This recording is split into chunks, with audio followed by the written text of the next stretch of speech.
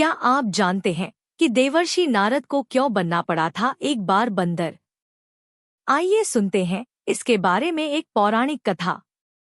श्री नारद बड़े ही तपस्वी और ज्ञानी ऋषि हुए, जिनके ज्ञान और तप की माता पार्वती भी प्रशंसक थी।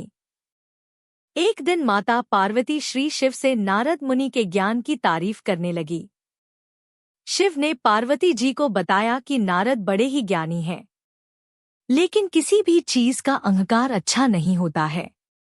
एक बार नारद को इसी अहंकार के कारण बंदर बनना पड़ा था।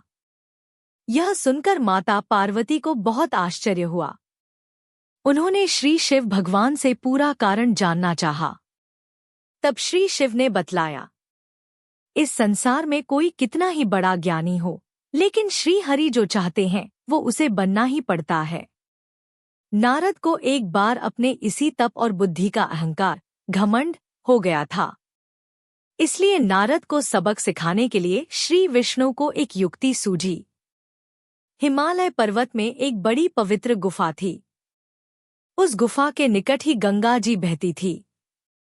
वह परम पवित्र गुफा नारद जी को अत्यंत सुहावनी लगी।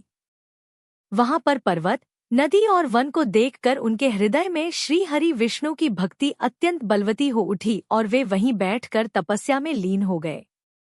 नारद मुनि की इस तपस्या से देवराज इंद्र भयभीत हो गए कि कहीं देवर्षि नारद अपने तप के बल से उनका स्वर्ग नहीं छीन ले। इंद्र ने नारद की तपस्या भंग करने के लिए कामदेव को उनके पास भेज दिया। वहां पहुंचकर कामदेव ने अपनी माया से वसंत ऋतु को उत्पन्न कर दिया। पेड़ और पत्ते पर रंग बिरंगे फूल खिल गए, कोयले कूकने लगी और भौंरे गुंजार करने लगे। कामाग्नि को भड़काने वाली शीतल मंद सुगंध सुहावनी हवा चलने लगी। रंभा आदि अप्सराएं नाचने लगीं। किंतु कामदेव की किसी भी माया का नारद मुनि पर कुछ भी प्रभाव नहीं पड़ा। तब कामदेव को डर सताने लगा कि कहीं नारद मुझे शाप न दे दें। इसलिए उन्होंने श्री नारद से क्षमा मांगी। नारद मुनि को थोड़ा भी क्रोध नहीं आया और उन्होंने कामदेव को क्षमा कर दिया। कामदेव वापस अपने लोक में चले गए। कामदेव के चले जाने पर नारद मुनि के मन में अहंकार हो गया कि मैंने कामदेव को जीत लिया। वहां से वे शिव जी के पास चले गए और उन्हें अपने कामदेव को हराने का हाल कह सुनाया। भगवान शिव समझ गए कि नारद को अहंकार हो गया है। शंकर जी ने सोचा कि यदि इनके अहंकार की बात विष्णु जी जान गए तो नारद के लिए अच्छा नहीं होगा। इसलिए उन्होंने नारद से कहा कि तुमने जो बात मुझे बताई है उसे श्री हरि को मत बताना। नारद जी को शिव जी की यह बात अच्छी नहीं लगी। उन्होंने सोचा कि आज तो मैंने कामदेव को हराया है और ये भी किसी को नहीं बताऊं। नारद जी क्षीर सागर पहुंचे गए और शिव जी के मना करने के बाद भी सारी कथा उन्हें सुना दी। भगवान विष्णु समझ गए कि आज तो नारद को अहंकार ने घेर लिया है। अपने भक्त के अहंकार को वे सह नहीं पाते, इसलिए उन्होंने अपने मन में सोचा कि मैं ऐसा उपाय करूंगा कि नारद का घमंड भी दूर हो जाए और मेरी लीला भी चलती रहे। नारद जी जब श्री विष्णु से विदा होकर चले तो उनका अभिमान और भी बढ़ गया। इधर श्री हरि ने अपनी माया से नारद जी के रास्ते में एक बड़े ही सुंदर नगर को बना दिया। उस नगर में शीलनिधि नाम का वैभवशाली राजा रहता था। उस राजा की विश्व मोहिनी नाम की बहुत ही सुंदर बेटी थी, जिसके रूप को देखकर लक्ष्मी भी मोहित हो जाएं। विश्व मोहिनी स्वयंवर करना चाहती थी, इसलिए कई राजा उस नगर में आए हुए थे। नारद जी उस नगर के राजा के यहाँ पहुंचे तो राजा ने उनका पूजन करके उन्हें आसन पर बैठाया। फिर उनसे अपनी कन्या की हस्तरेखा देखकर उसके गुणदोष बताने के लिए कहा।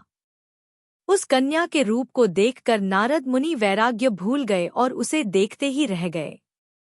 उस कन्या की हस्तरेखा बता रही थी कि उसके साथ जो विवाह करेगा वह अमर हो जाएगा, उसे संसार में कोई भी जीत नहीं सकेगा और संसार के समस्त जीव उसकी सेवा करेंगे। यह बात नारद मुनि ने राजा को नहीं बताई और राजा को उन्होंने अपनी ओर से बनाकर कुछ और अच्छी बातें कह दी। अब नारद जी ने सोचा कि कुछ ऐसा उपाय करना चाहिए कि यह कन्या मुझसे ही विवाह करे। ऐसा सोचकर नारद जी ने श्री हरि को याद किया और भगवान विष्णु उनके सामने प्रकट हो गए। नारद जी ने उन्हें सारी बात बताई और कहने लगे, हे नाथ, आप मुझे अपना सुंदर रूप दे दो ताकि मैं उस कन्या से विवाह कर सकूं। भगवान हरि ने कहा, हे नारद, हम वही करेंगे जिसमें तुम्हारी भलाई हो। यह सारी विष्णु जी की ही माया थी। विष्णु जी ने अपनी माया से नारद जी को बंदर का रूप दे दिया। नारद जी को यह बात समझ में नहीं आई। वो समझे कि मैं बहुत सुंदर लग रहा हूं। वहां पर छिपे हुए शिव जी के 2 गणों ने भी इस घटना को देख लिया। ऋषिराज नारद तत्काल विश्व मोहिनी के स्वयंवर में पहुंच गए और साथ ही शिव जी के वे दोनों गण भी ब्राह्मण का रूप बनाकर वहां पहुंच गए। वे दोनों गण नारद जी को सुनाकर कहने लगे कि भगवान ने इन्हें इतना सुंदर रूप दिया है कि राजकुमारी सिर्फ इन पर ही रीझेगी। उनकी बातों से नारद जी मन ही मन बहुत खुश हुए। स्वयं भगवान विष्णु भी उस स्वयंवर में एक राजा का रूप धारण कर आ गए। विश्व मोहिनी ने कुरूप नारद की तरफ देखा भी नहीं और राजा रूपी विष्णु के गले में वरमाला डाल दी। मोह के कारण नारद मुनि की बुद्धि नष्ट हो गई थी। राजकुमारी द्वारा अन्य राजा को वरमाला डालते देख वे परेशान हो उठे। उसी समय शिव जी के गणों ने ताना कसते हुए नारद जी से कहा, जरा दर्पण में अपना मुंह तो देखिए।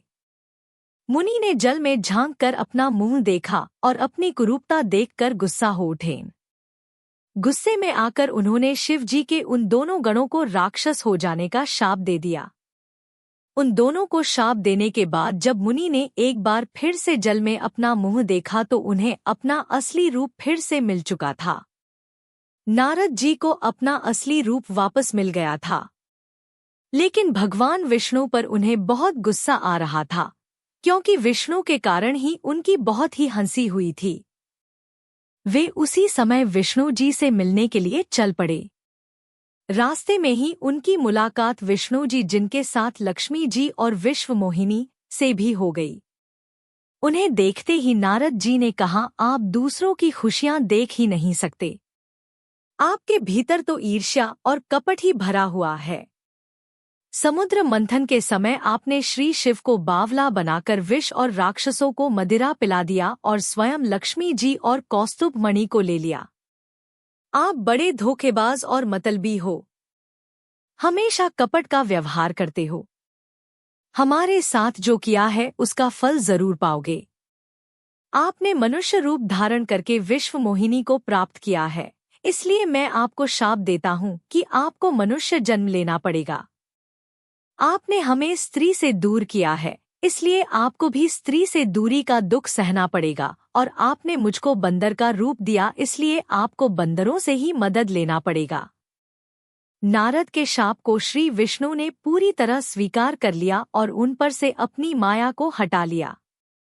माया के हट जाने से अपने द्वारा दिए शाप को याद करके नारद जी को बहुत दुख हुआ, किंतु दिया गया शाप वापस नहीं हो सकता था। इसीलिए श्री विष्णु को श्री राम के रूप में मनुष्य बनकर अवतरित होना पड़ा। शिव जी के उन दोनों गणों ने जब देखा कि नारद अब माया से मुक्त हो चुके हैं, तो उन्होंने नारद जी के पास आकर और उनके चरणों में गिरकर कहा, है मुनिराज, हम दोनों शिव जी के गण हैं। हमने बहुत बड़ा अपराध किया है, जिसके कारण हमें आपसे शाप मिल चुका है। अब हमें अपने शाप से मुक्त करने की कृपा करें। नारद जी बोले, मेरा शाप झूठा नहीं हो सकता, इसलिए तुम दोनों रावण और कुंभकर्ण के रूप में महान ऐश्वर्यशाली, बलवान तथा तेजवान राक्षस बनोगे और अपनी भुजाओं के बल से पूरे विश्व पर विजय प्राप्त करोगे। उसी समय भगवान विष्णु राम के रूप में मनुष्य शरीर धारण करेंगे और युद्ध में तुम दोनों उनके हाथों मारे जाओगे और तुम दोनों को मुक्ति मिल जाएगी।